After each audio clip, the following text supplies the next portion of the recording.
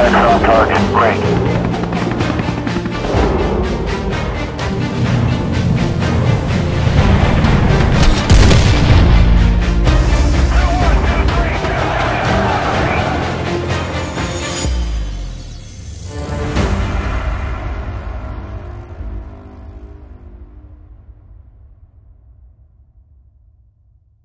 আসসালামু আলাইকুম। স্বাগতম ডিফেন্স টেকনোলজি অফ বাংলাদেশ ডিটিবি এর নতুন ভিডিওতে। বাংলাদেশ বিমান বাহিনীর জন্য 3টি ভিআইপি হেলিকপ্টার কেনা হচ্ছে। এই সংক্রান্ত একটি টেন্ডার ইতোমধ্যে পাবলিশ করা হয়েছে। বিমান বাহিনী 2017 সালে প্রথমবারের মতো ভিআইপি হেলিকপ্টার কেনার টেন্ডার দিয়েছিল। মূলত রাষ্ট্রপ্রধান, প্রধানমন্ত্রী ও গুরুত্বপূর্ণ বিদেশি রাষ্ট্রপ্রধান বা ভিআইপিদের পরিবহনের জন্য এসব হেলিকপ্টার ব্যবহার করা হয়ে থাকে। বিমান বাহিনীর ভিআইপি হেলিকপ্টার হিসাবে ইউরোপিয়ান AW101 হেলিকপ্টার পরিদর্শন করা হয়েছিল। তবে বর্তমান পরিস্থিতির প্রেক্ষিতে মার্কিন যুক্তরাষ্ট্রের নির্মিত ব্ল্যাক হক হেলিকপ্টার আসলেও অবাক হবার কিছু নেই। বর্তমানে বাংলাদেশ বিমান বাহিনীর বহরে ভিআইপি হেলিকপ্টার হিসাবে রাশিয়ান Mi-171E এবং Mi-17V5 হেলিকপ্টার সার্ভিসে আছে। নতুন ভিআইপি হেলিকপ্টার দিয়ে এগুলো রিপ্লেস করে মিলিটারি সার্ভিসে নিয়ে আসা হবে। বাংলাদেশ বিমান বাহিনীর শিকড় থেকে উন্নয়ন করতে হবে। পুরাতন ফ্লিটের মধ্যে শুধু ফাইটারই নয়, হেলিকপ্টার, ট্রান্সপোর্ট বিমান, রাডার এগুলো অন্তর্ভুক্ত। ফোর্সেস গোল 2030 একটি ডেড প্ল্যান বলা যায়, বিশেষ করে বিমান বাহিনীর জন্য। ফোর্সেস গোলের আওতায় পুরাতন ফ্লিটের আধুনিকায়ন ও সম্প্রসারণ উভয়ই অন্তর্ভুক্ত ছিল।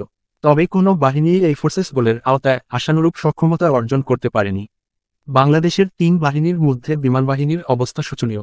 যথাযথ যুদ্ধবিমান, অ্যাটাক হেলিকপ্টার, ড্রোন কোনোটাই তাদের নেই।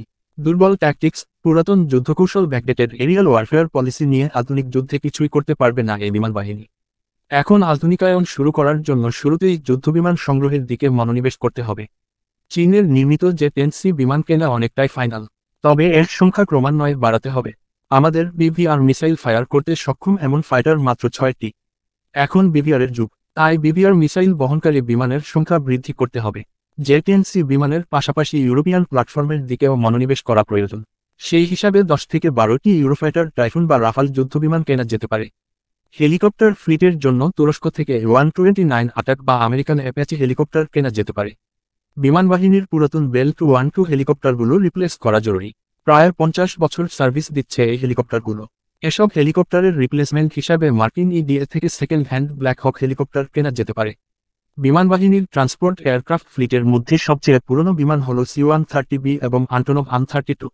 এই বিমানগুলো আধুনিক C-130J এবং ইউরোপিয়ান কাশা C-295 দিয়ে রিপ্লেস করা যেতে পারে। একটি প্রপার ড্রোন বা আনম্যান্ড ফ্লিটের আওতায় রিকনেসেন্স, সার্ভেলেন্স এবং অ্যাটাক ক্যাপাবিলিটি সম্পন্ন ড্রোন সংগ্রহ করা লাগবে। এর আওতায় তুরস্কের বাইরাক্তার আকিঞ্চি, চাইনিজ উইং-লুং-2 বা CH-5 ড্রোন সংগ্রহ করা দরকার। বিমান বাহিনীর নেটওয়ার্ক সেন্ট্রিক ওয়ারফেয়ারের দিকেও মনোনিবেশ করা উচিত। এর আওতায় জ্যামার বা ইলেকট্রনিক ওয়ারফেয়ার সিস্টেমের সংমিশ্রণে একটি যুগোপযোগী কমান্ড অ্যান্ড কন্ট্রোল নেটওয়ার্ক গড়ে তুলতে হবে। তবে এসবের জন্য বাজেট ও সদিচ্ছা অনেক বড় একটি ফ্যাক্টর।